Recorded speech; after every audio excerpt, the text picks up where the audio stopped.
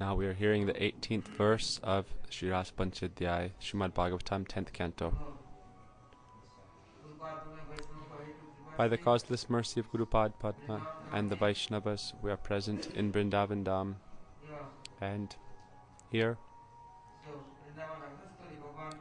we are hearing about Sri Krishna's pastimes in his past place of Ras Lila. The Lord is distributing his transcendental ras for those jivas who, by the performance of sadhana bhakti, have transcended this universe which is under the influence of Maya, and they have entered the spiritual world. They have achieved the power to transcend this world. Many people do sadhana in this world, but what do they want? They want only material facilities and all objects of enjoyment. However, those who, by the performance of their sadhana bhakti or sadhana practice, they only aim for entering the spiritual world, and they therefore acquire the qualification to exit this world and enter the spiritual world. After getting this eligibility to enter the spiritual world, what should we do? Children are sent to school. By going to school one day, we do not graduate. We do not graduate from school by one day of study. We mature gradually, and also only in school we do not gain full maturity. Once we exit school also, we need to learn something more in practical experience. So when students go to school, they take shelter of the teachers, and then still they cannot attain all qualification in one day in school. We need to study. One person is called a student. Chhatri also means an umbrella. You go under the umbrella to be in shade, but that umbrella does not give you shade in all situations. So we become a chhatra. Chhatra means a student, and we should take shelter of the chhatri. Chhatri means the umbrella, and chhatra is to be under the umbrella. So it means to be under the shelter of. So in one day, a person cannot be a great pundit or wise person. Once a boy went to a king and said, "O king, make me into a pundit, a wise person." He said, "I will give you a proper arrangement to learn, to study, to be educated. It will take some time though." "No, make me into a pundit in one day." "No problem, you should be able to do it. You are a king, you should make me a pundit in one day. Why can't you do this?" But it is not possible like this. The king was thinking, what can I do with this Brahmin boy? He is very obstinate. If someone is a foolish person or ignorant person, they cannot be made into a wise sage so easily. They are very stubborn. Foolish people are like that. They will not listen to the advice of anyone. Whatever they think, whatever their understanding is, they think that is the greatest thing. That is the symptom of a fool. So he said, the king called a minister, and the minister told him, "Okay, I will make him into a pundit in one day," because the boy would not accept any other process. So the minister said, "Okay, don't worry, I will make him a pundit in one day." Then what did he do? He said, "Okay, shave your head and keep a big sika, and put big tilak on your forehead all the way back to your sika. Wear a big thick Brahmin thread like a rope, and put a big turban on your head, a very big turban, and take a stick in your hand and a big asan in your hand, and then we will walk through the different villages of the kingdom, and I will go with you, and I will announce everywhere, 'Oh Maharaj, oh Panditji Maharaj,' I will tease you everywhere, 'Oh Panditji, oh Panditji.' Then you should speak bad words to me. 'Oh, your mother's a pandit, your father's a pandit, your uncle's a pandit, you're a pandit.' And then you should also use bad language and yell at me. Then everywhere you'll become famous as a pandit, and anyone who sees you will say, 'Oh Panditji, oh Panditji.'" So they went like this into the different villages, and wherever they went, then this minister went with him and he said, "Oh Panditji." Then he would say, "Oh," with bad words. He would say, "Oh, you're a pandit, your mother's a pandit." Your father's a pandit, your sister's a pandit. And then he would go to the next village and do the same thing. In this way they went everywhere, and then the next day the boy would go alone out, and he saw everyone was calling him, "Oh Panditji Maharaj, oh Maharaj." And he said, "Oh, my life is now successful. Everyone thinks that I am a pandit." So it is said, this is like a Ponga Pandit. It means like a kangaroo guru, a false guru. Now what happened? So we have become students. That does not mean in one day we will be teachers. Are we students or stupid?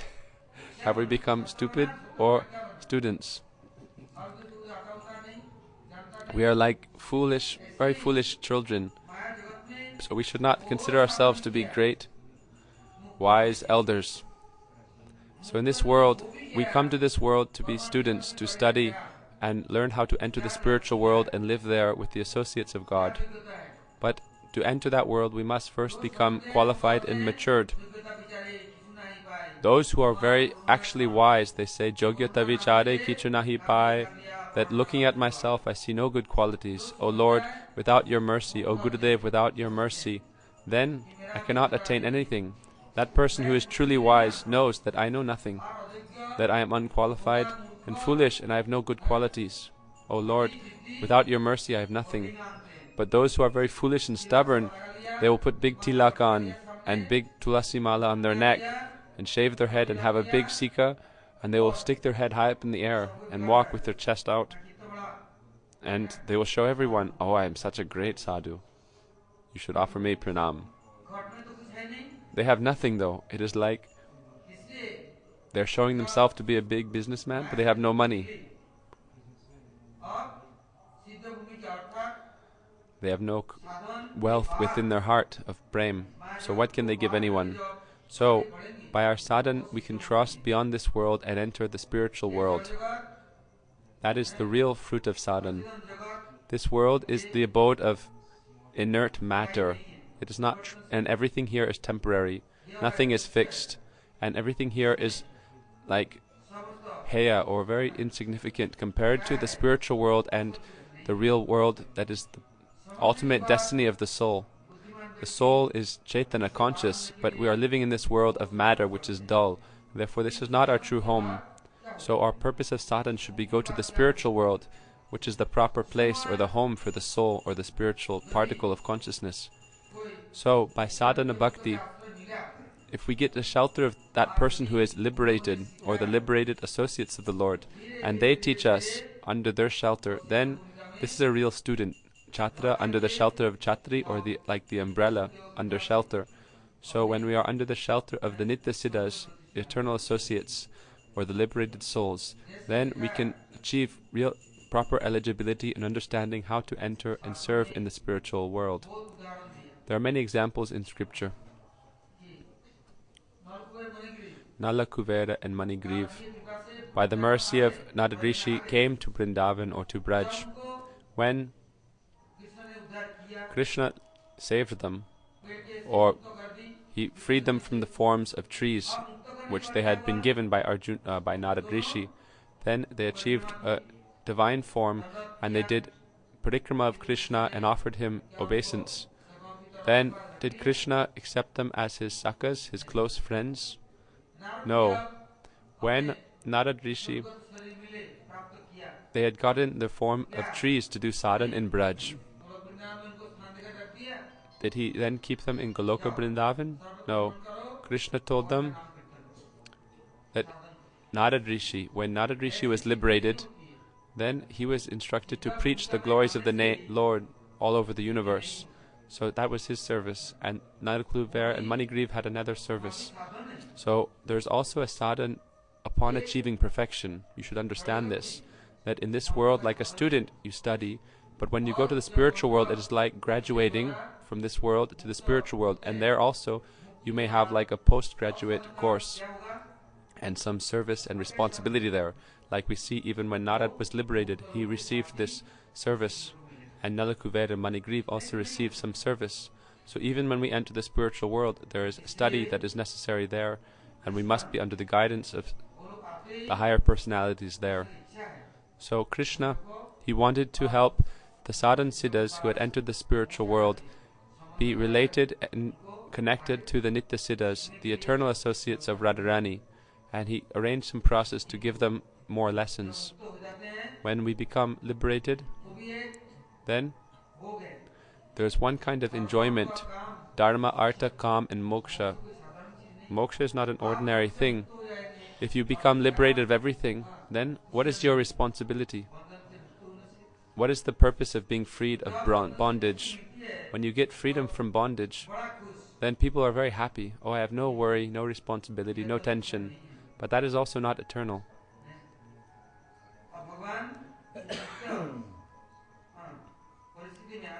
So, the Lord arranged a process to give them His own transcendental ras, or Bhagavat ras.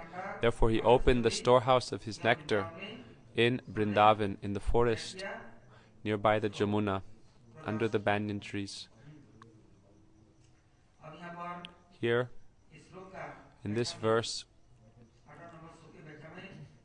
Jiva Goswami describes in his Vaishnav Taushni commentary the following.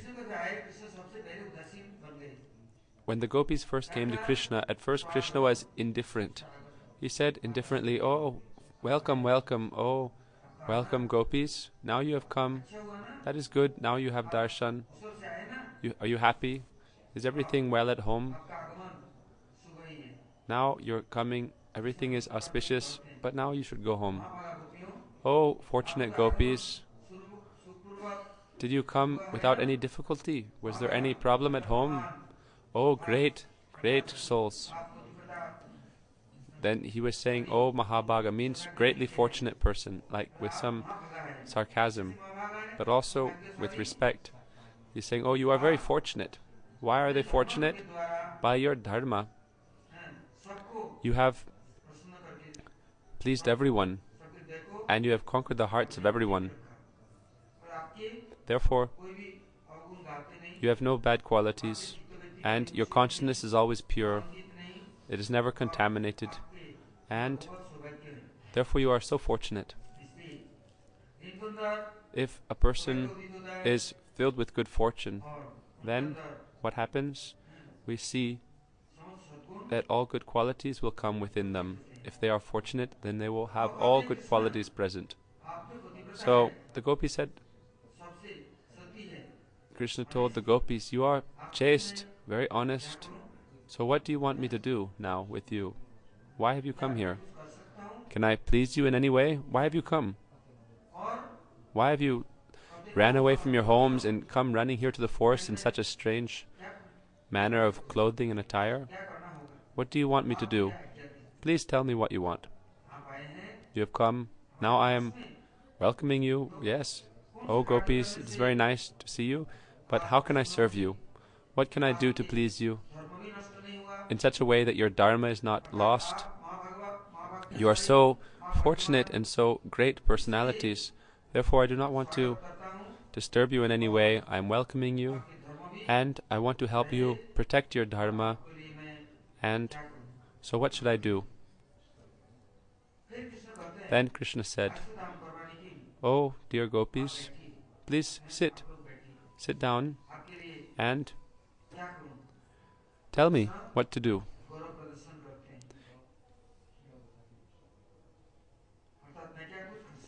Can I do something to please you?"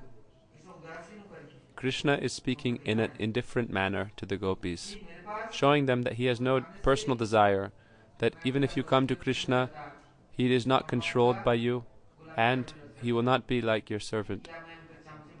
Externally he is saying, "I am serving you, I am ready to serve," but he is not like enamored by them, or showing that he is controlled by them, or like lost in his attraction towards them.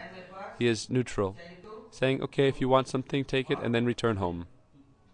If you need something from me, tell me what it is, then I'll give it and you can return home. But there's no need to delay or to waste any time. When you come to have darshan of the Lord, you take blessing and you go. You get some boon from the Lord when you go to Guru or Vaishnavas or to the Lord Bhagavan. Then if someone comes, then they take darshan, they have audience, and they get their blessings. There is no doubt. They will not get a curse. If you come with the proper mood, you'll get some blessing or some boon.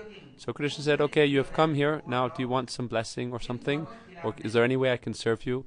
But I don't want to act against dharma.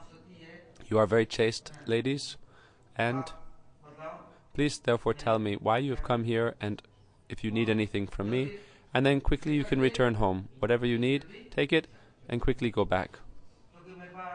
Why? If someone comes to me, no one can return empty-handed. When Dhruva prayed to the Lord for so long, then the Lord would not let him go back empty-handed. Also Prahlad could not leave empty-handed. When the Lord gives his darshan, he will give some boon and he will fulfill whatever desire is there when you are praying to him, or when whatever desire was in your heart. So he knows everything. Even though he is the indwelling witness, Paramatma, still he does not like to destroy anyone's independence. Until he satisfies one's desire, then he will never take anyone's independence away from them. He will never take their free will. That free will or independence is the greatest jewel that the Lord has given us, and therefore he will never take that free will away. So the Lord said, okay, now you should discuss. You've come here to meet with me, so what do you want? And you have many types of qualification, not only one kind. Dear Gopis, Krishna thus spoke to the Gopis. He saw these Gopis are all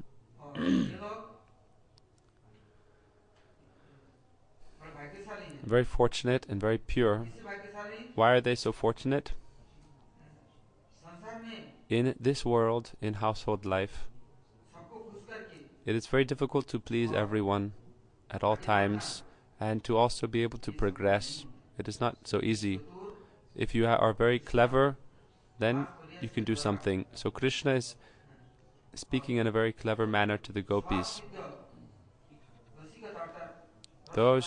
He is arranging some special process to give them his ras nectar. And he is looking, what mood do they have now? Do they have any attachment remaining, or any moha, or any memory of their family? Do they have any pull of their heart towards the family? Therefore he's saying, oh, how is your husband? How is your parents? How are your sisters and brothers? If someone becomes a sadhu, renunciant, then they should not talk about their past life. Otherwise, their purva ashram, meaning their previous ashram or their household life. If someone talks to them about that, then it is like they will vomit and they will start talking about 10 past lives. They cannot forget their past times. They cannot remember the Lord's pastimes. Instead, they are only remembering their own pastimes. And people ask them, then, oh, how I was, what I did when I was a boy or a girl, and who were my friends and families, and what I did in the life before that, and the life before that, who was my partner, what did I do, what type of life did I live. Then they cannot forget this. So therefore, if you are renounced, then you should look forward, not backwards. So they have come to me, but it is said by Bhaktivinoda, Purva Itihas, that how can we forget our past life and times and only remember the Lord and have the mood that you are mine and I am yours. Even if we leave the forest of samsara or household life, still it is very difficult to forget our past times there, for even renounced sadhus. Therefore, we should not vomit up. He's saying to do ulti. When someone asks us about that, then we vomit up all our past activities and pour them in people's ears. Oh, I did this, oh, I did that. This is all like illusory coverings over the soul. Therefore, we should forget these coverings and try to progress into our spiritual life, transcend beyond this world into the spiritual world, and not just be happy here. One time in Mathura, there was a Brahmacari, and he came to Gurudev and said, "Oh, Gurudev, please protect me. What happened? Oh, I'm very sad. What happened? What happened? Tell me. You are serving, you are chanting Harinam, you are going to Kirtan, Arti, so what is the worry?" He said, "Oh, I slept, and at night I had a dream that I was in my house again with my family, and Still, even I have been in the mat for so many years, but I cannot forget my house, my parents, my friends, my partner. Then I feel like I am such a horrible wretch that I cannot forget this past, and I cannot be focused and absorbed in the service of the Lord. I've wandered throughout the material existence for so many millions of lives, but I cannot forget these relationships. Therefore, Gurudev, please protect me. Gurudev said, do not worry. I will help you so that wherever you are, while you are chanting Harinam and performing bhajan, think of Guru and Vaishnavas and try to be related with them. When you have place in your mind and heart for Guru and Vaishnavas, then material people will not be able to enter your heart. They will run far away. But now you do not have real love for Vaishnavas and Guru and for the associates of the Lord, and you have place in your heart for Maya and all the different filth of Maya. Therefore, you are like a vulture just trying to eat dead flesh. So you should try to give up this nature and bring Guru and Vaishnavas and Krishna's associates in your heart. And when they come in your heart, then Krishna and all his associates will come with them. And then you will not be able to see any worldly things. So here Krishna is speaking and joking with the gopis in an externally indifferent manner. And it's telling them, oh, how is your family? Oh, is everything good? You should go back home now. They will be worried about you. To see, are they truly renounced now? Have they left that behind? Or are they still thinking about it? Like when someone comes to the temple, oh, we give them prasad, we give them some compassion, we speak with them nicely. So Krishna is speaking nicely like this, thinking, okay, how can I help you? Is everything well at home? Is everyone happy? Now, if you don't need anything, return home. So, if we do not know how to swim, we should not jump into the ocean to try to save someone who is drowning. So if we are going to try to save others in samsara, the ocean of material existence, we don't know how to swim ourselves, then we will also drown with them. They will pull us down with them into the depths of samsara. So Krishna was approached by all these millions of gopis, millions of sadhan siddha gopis who had just recently become perfected and left the material world and come to Braj. So what happened when Sudama came to Krishna? He was very poor. He did not take anything from Krishna, but he brought some chip rice for Krishna. And then later, what did Krishna give him? He gave him palaces bigger than Dwarka. People come to Guru, 99.9% come to Guru, and what do they bring? They bring faults and complaints and the bad things they think about other people, and they want to show to Guru that I am so great and everyone else is bad, but I am good. And then they come to Guru and they offer all these gifts of the complaints and fault findings they have collected. And then they also start to find faults in Guru, and they say, oh Gurudev, you also have this fault, and oh, Vaishnavas, they are useless. And oh Guru, you are supporting these Vaishnavas, you are maintaining relation with these Vaishnavas, therefore Guru, you are also bogus. Then they will come to Guru and give all these different letters and complaints and fights that they are in. They will go to Krishna and also tell him these things. Oh, I have worshipped you so much, but my son died and my wealth is lost. Then what kind of God are you? Therefore I will break your form and I will throw you in the Jamuna. We see some people do this. They take murtis of Krishna, deities, and worship them for many years, and then they break their arms and break their legs and throw them in the river. So the jivas in this world, they are always absorbed in their own selfish enjoyment, and they are always looking for their self-interest. If they go to Guru, if they go to Bhagavan, to Vaishnavas, what gift do they bring? What comes outside of their mouth? That is like their gift. What is their mood? Are they only looking after and trying to go to Guru to get personal benefit? So Krishna is testing the gopis. What did you bring? And he is like shaking them with his speech. And he is looking, oh, they don't have any object of this samsara, this world. Their husbands tried to stop them, and they held sticks, and were even ready to beat them, and they locked them inside rooms. Then did they criticize their husbands? We see his father, Hiranyakashipu, disturbed Prahlad so much, tried to kill him in so many ways. Did Prahlad complain to Nrsingadev about his father? Tridandi, sannyasi, he took sannyas and he was going for alms. One householder pulled his sika, another person pulled his kopins off, another person took his danda and began to beat him with the danda. He was holding out his cloth for alms. Someone threw dirt in it. Someone peed on him. Someone passed stool and threw it on him. Then what did he pray? Oh, tatenu kampam susimikshamano. This is all my past karma. Then he remembered, if someone is like this, then possibly they can become liberated. But even the Braj Devis do not complain like this. Oh, this is my bad karma. Even though all these bad things were happening to him, he did not blame God. So, what was the nature of the Gopis? They had no past, they had no attachments. We are drowning, and then Guru will pull us out of the water that we are drowning in. But then we want to bring, like, all those weights that were pulling us down. Whatever is like pulling us down and making us drown in this world, we want to bring all those things with us. We want to stay with Guru, but to be sick. We don't want Guru to cure us. Instead, we want to be sick with Guru, with all our material sicknesses. Therefore, in any circumstance, when any problems come to us, that, oh, if we have something bad, then we'll go to Guru. But if we have something good, will we go and tell it? Therefore, it says we have this nature of bringing out garbage and filth. And that is our gift to Guru. That is like our bhajan.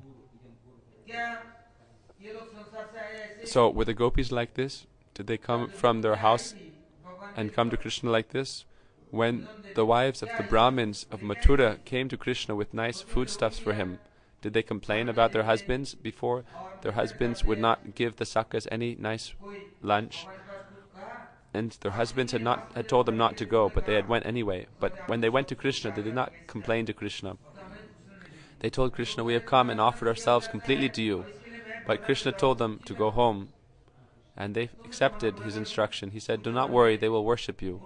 And when they went home, we saw that their husbands, they actually worshipped their wives, and they became respected throughout the whole universe. So did the Gopis think like this? Oh, we have come to Krishna, and our husbands were upset, our families were upset, but will now Krishna give us some nice thing, and that we'll go home and we will be glorious all over the universe? So Krishna is checking, do they want this? Do they have any desire for prestige, for name and fame? Whatever they want, I will give. Sudama came to Krishna and gave a few pieces of chipped rice, and then he gave him a palace even greater than Dwarka, and wives more beautiful than even his queens. So he gave him so many maidservants and such a beautiful wife and so many palaces. So even though he only brought a little thing, because his wife was asking for this and desiring this, Krishna fulfilled everything.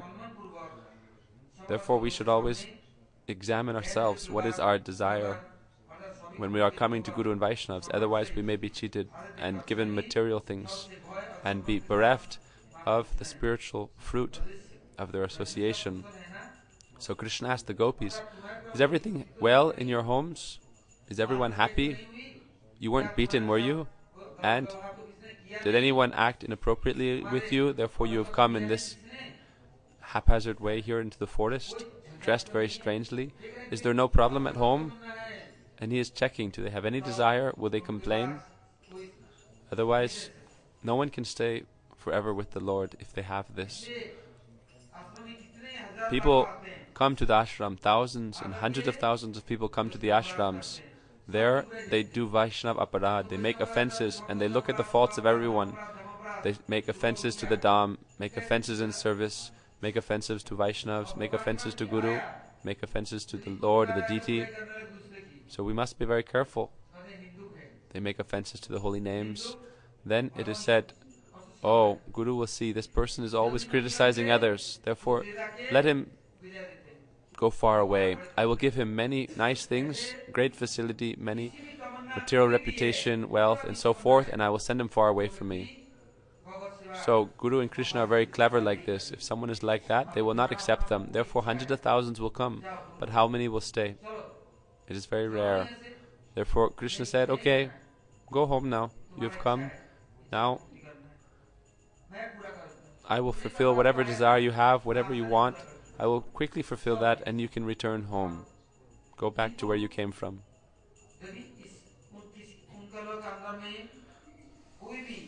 So he checked. If they have any remaining desire. Then the Lord therefore asked them, "Oh, is everything well at your homes? Are you happy? Nothing bad happened, did it? Oh, Gopis, you are so beautiful, so nice. Then no inauspiciousness can happen in Braj. So why is he speaking like this?"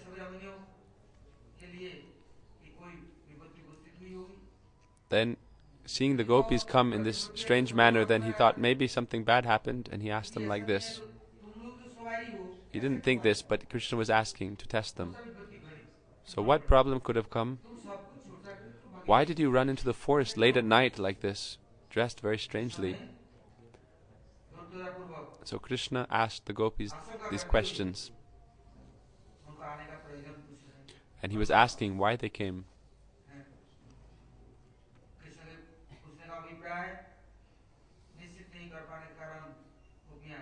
So the Gopis could not understand why is Krishna speaking like this. Therefore they did not know what to say, and they were just silent, looking down at the ground, scratching the dirt with their toes. They thought, what can we answer to Krishna? We have nothing to say. Then Krishna, seeing that they did not say anything, then he said, "Oh, I think that you must have come because you are suffering and you are lamenting over something. You must have had something bad happen. Therefore, what can I say?" So Krishna began to tease them more, seeing that they would not reply. He said, "Oh, Gopis, then if someone is suffering from some difficult problem or something, it is very hard to forget about that. It is very hard to put that out of your mind. If someone has a very bad thing happen to them, then people hide that. They do not like to open it, but that continues to churn in their heart." So Krishna thought there must have been some amangal, some inauspicious thing happen, and he asked them again. In this way, Krishna questioned the Gopis. He said, "Why aren't you answering? What is the problem? You are standing here silently like dolls, looking in all directions, looking at the ground. Why aren't you speaking?" Seeing this mood of the Gopis, seeing them standing there silently, then he said with some pride externally, he said, "Oh, tell me, think carefully. If you cannot think everything through and tell me anything, then what do you want me to do?" Krishna spoke without a neglectful way. He wasn't neglecting the Gopis. Then he asked in a very sweet, humble mood, "Oh dear Gopis, you are so fortunate. So please tell me why you have come out here into the forest in the full moon night, into the lonely, solitary forest, in your fresh youth. Please tell me." Now Krishna spoke in a very sweet, humble manner. "What do you want? Why have you come here?"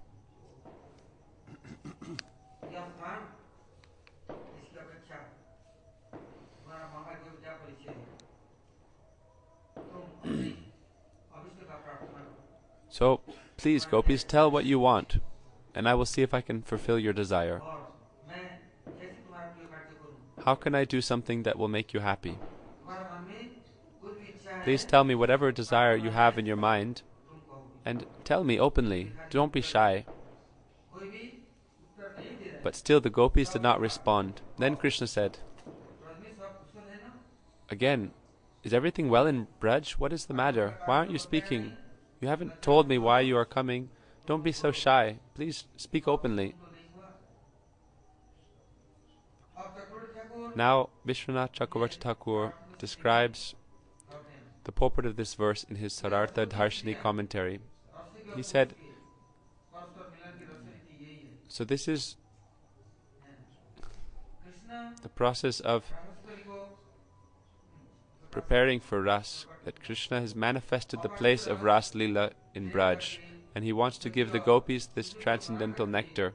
He wants to make them qualified and pure and related to the Nitya Siddhas. So mostly he is talking to the Sadhan Siddhas here, those who have recently come to Braj and achieved this perfection in Braj. But he wants to make them connected to the Nitya Siddhas Radharani's eternal associates. So Krishna here is calling specifically the sadhan siddhas to help them and make them further matured. So in this way he is testing them. Why? In this world, are they still having any connection to any material thing? Why? If they have knowledge of the pure ras, then they can transcend beyond Maya and enter the spiritual world and be free of any tinge of materialism. Then they will be free of any attachment to gain or loss, victory or defeat, or any problem that comes to them. They will be completely free from any attachment to whatever external circumstances come to them. They will be very peaceful and happy, always within themselves and in their relation to the Lord. Otherwise, we cannot get this transcendental ras unless if we are still materially attached and worried always about our gain and loss and these type of things. So Krishna in this way, he is like testing them, like tok pit vichar karke. It means to like tap on a drum or some instrument to make sure that everything is without any crack or hole. So he's testing to make sure there's no crack in their sadhan, that they are completely matured and ready to receive his transcendental nectar. It is like a vessel. So he wants to make sure there's no hole in the pot. So when he gives his prem or his aprakrit transcendental ras, it does not leak out. This way he is testing the gopis. So you have come here to this solitary forest and had my darshan. This is not an ordinary thing.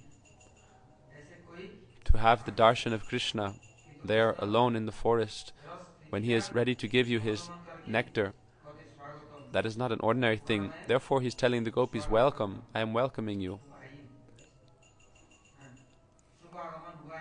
In this way, Krishna welcomed the gopis. And Krishna said, again, Vishwanath Chakravarti Thakur is describing. So doesn't mean Krishna said this again and again and again, but we are hearing the different commentaries and the different acharyas are explaining this, why Krishna is speaking like this. So Vishwanath Chakravarti Thakur is saying, Krishna asked, oh, why have you come, and what can I do to please you? Is everything well at home? You have come, so please tell me what I can do. Please tell me without any shyness that what should I do and how can I act in such a way to fulfill your desire. Please tell me. I want to satisfy you. So Krishna is speaking in a very straightforward and simple manner to the gopis. Hearing this, if the gopis were to say, oh Lampat, oh cheater, oh debauchee, why? You know why we have come, you called us here, so why are you speaking like this? We would not have come if you had not called us by your flute. So if the gopis were to speak back like this, like, oh, why is Krishna acting like this in an indirect manner? So Krishna told them, without any shyness, you should tell me what you want. What is the mood of your heart? And then we can return home and I can satisfy you.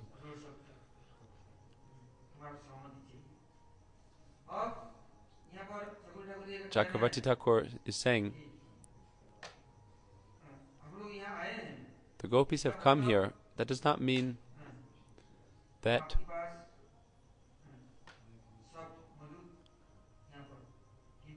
we are all present here, the gopis were thinking, but we don't want anything from you.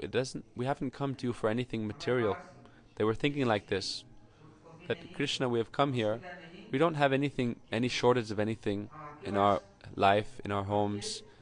And we haven't come here to take anything from you. We've only come here to serve you and to fulfill your desire. You are asking us that how can I serve and fulfill your desire? But Krishna, we don't want anything from you. Actually, Krishna, we've only come here to please and serve you because you invited us here. You called us here. That's why we left everything. And we even dressed in such a way without like any other awareness. Only thinking of you, we left everything and came to serve you. So why are you asking us what we want? You know what we want. If some person has like a misfortune fall upon them, then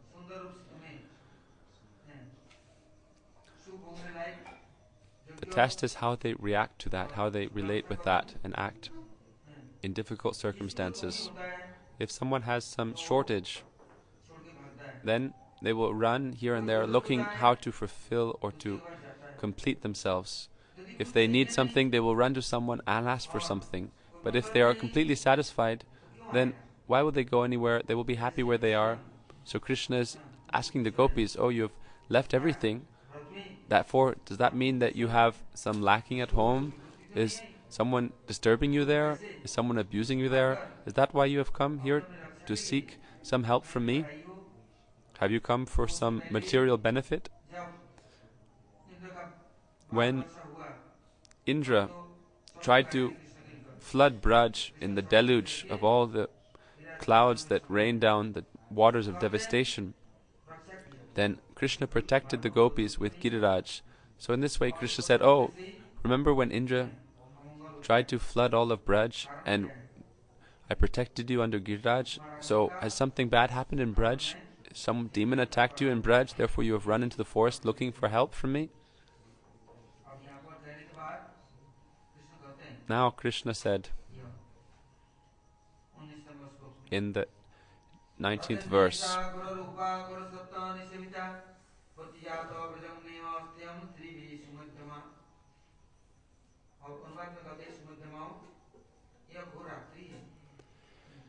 so now in that dark night Krishna said, oh, there are many vicious, violent animals in the forest that may attack you. Therefore you shouldn't move around in the dark forest alone at night. It is not good. You have all come here separately, alone, so it is not safe here. You should go home together and stay at home where it is safe. Otherwise, there are many predator animals that may attack you. So now the gopis were looking down and smiling shyly.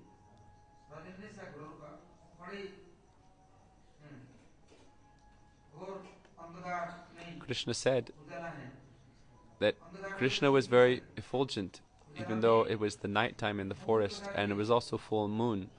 And in Braj there wasn't so many violent animals, so Krishna was actually just kind of joking with the gopis, telling them, oh, it is dark here in the forest, you shouldn't move alone in the forest at night, and there are many animals that might attack you, so you should go home and be safe. Why?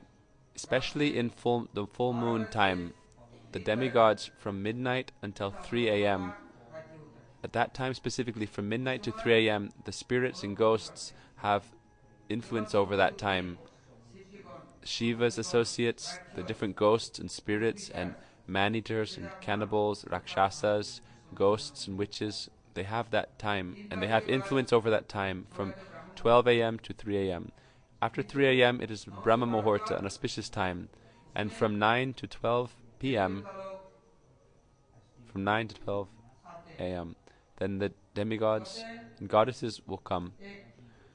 So if a young girl or boy in the daytime the sun is enjoying her, the sun enters every pore of her body or his body and enjoys them, and in the night time the moon will enjoy them. Therefore no one is actually really chaste. Especially if you are a young beautiful boy or girl, then seeing you, the demigods and goddesses will come in a subtle form and try to enjoy you, and they will not let you live chastely. Then what can you do? Therefore Krishna said,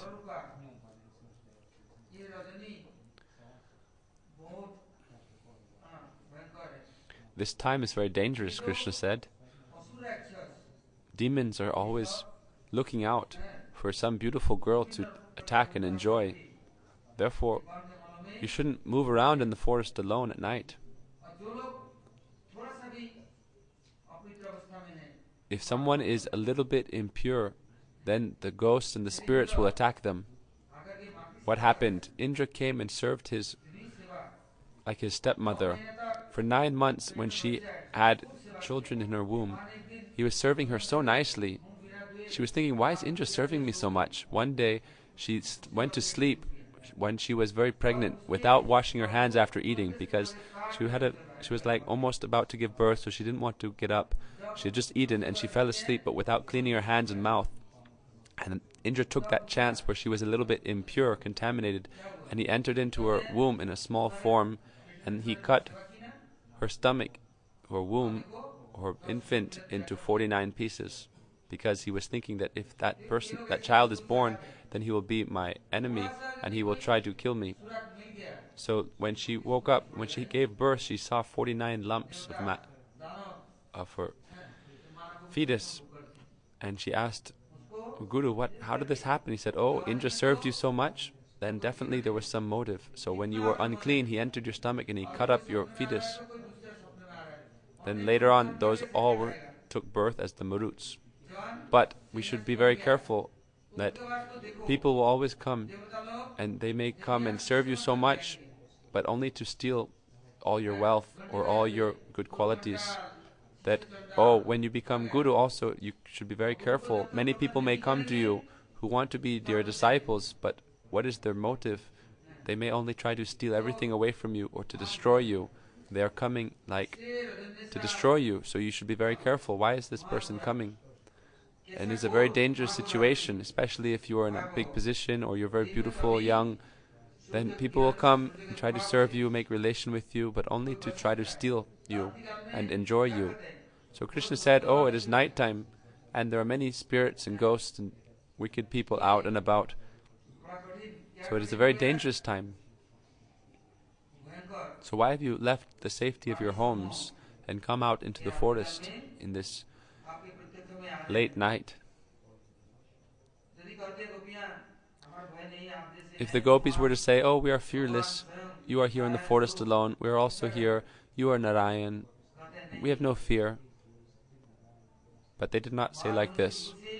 The gopis were decorated with all good qualities, and they were always very active and very engaged in all types of services. The gopis also weren't afraid. But Krishna is asking them like this, that, Krishna is teasing them, you should go home at once now, it is not safe here.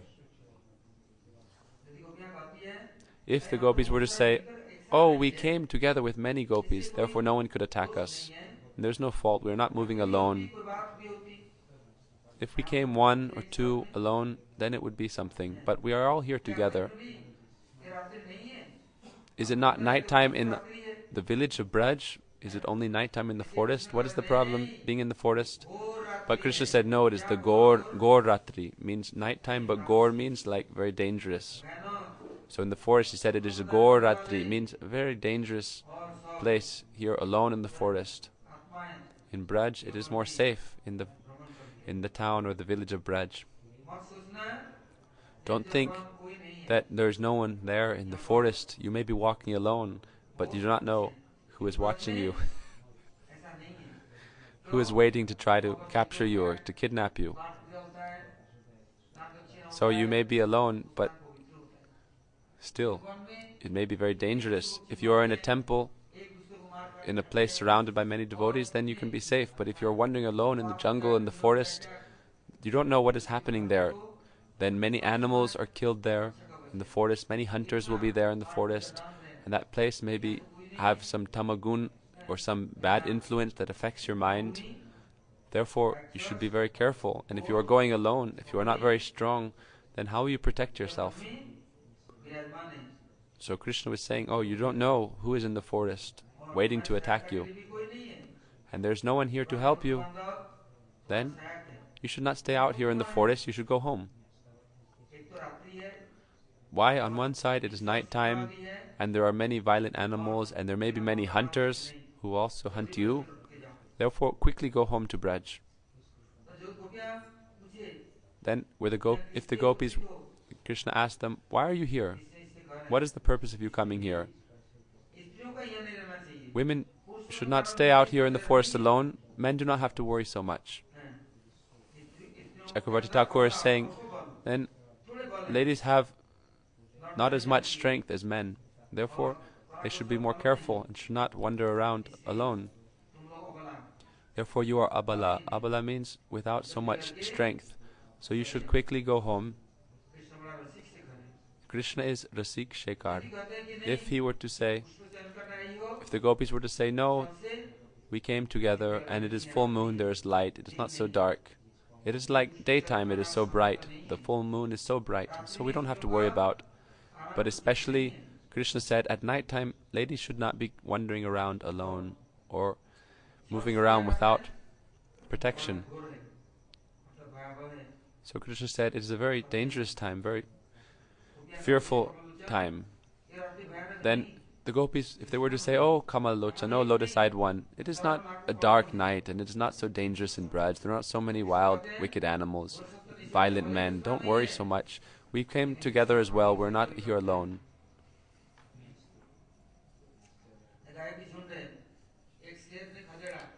Like if there is a lion roaring in the forest, then if the lion is hunting, he will capture any prey and kill them.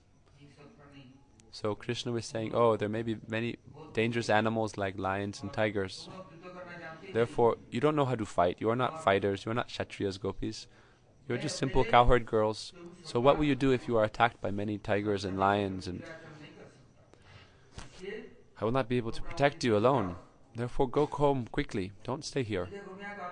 If the gopis were to say, oh Krishna, we aren't afraid of any violent animals or any hunters or anything. But Krishna said, oh, you are very thin-waisted girls. You don't have any, you aren't strong. You are very weak girls. Krishna is teasing the gopis. How will you be saving yourself from like very powerful animals or men? You have very thin waist. He said, Kamali Patni, Patli, very thin and thin-waisted. So quickly go home. Otherwise, you shouldn't be moving out here. It is not good. It is not a proper thing in society. Then Krishna said, oh, you are very beautiful and it is a very nice, beautiful night.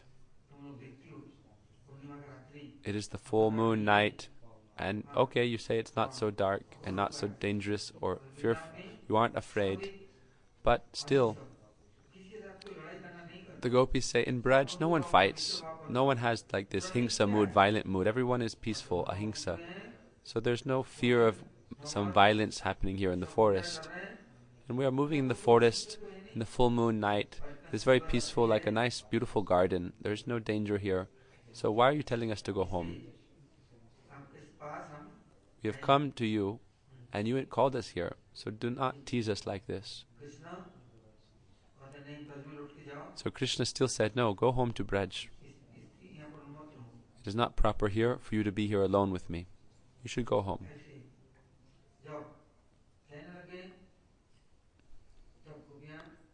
Then the gopis were thinking, why is Krishna teasing us like this?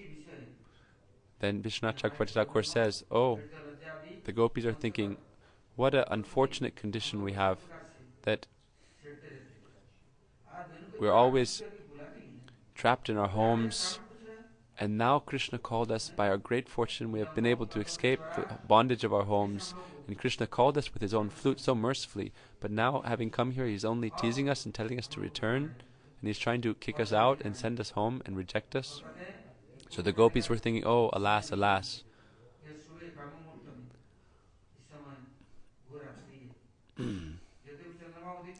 Krishna said, it is night time now. If it was Brahma Muhurta time, it is another thing. But now, at night time, you shouldn't be out here alone. But the gopis were thinking, there is no one against us here in Vrindavan. Even all the animals are our friends. Then Krishna said, okay, you have come here, take some rest. Sit and take a rest. And then quickly go home. For 10-15 minutes you can sit and rest after your journey, but then you should go back home. Why? You should act in proper time, place, and circumstance. Okay, so you are young, beautiful girls, and it is night time here, and there are many demigods who may come also and try to steal you away. I am a brahmachari also. Don't you know? I am a brahmachari, and girls should not come to a brahmachari, especially if it is nighttime and alone. And if the boy is alone and many girls are there, it is not proper. Therefore, Why are you here? Don't you know I am famous as a Brahmacari in Braj? Therefore, I don't know why you have come here and are standing in front of me. Therefore, go home quickly. Why are you standing here in front of me?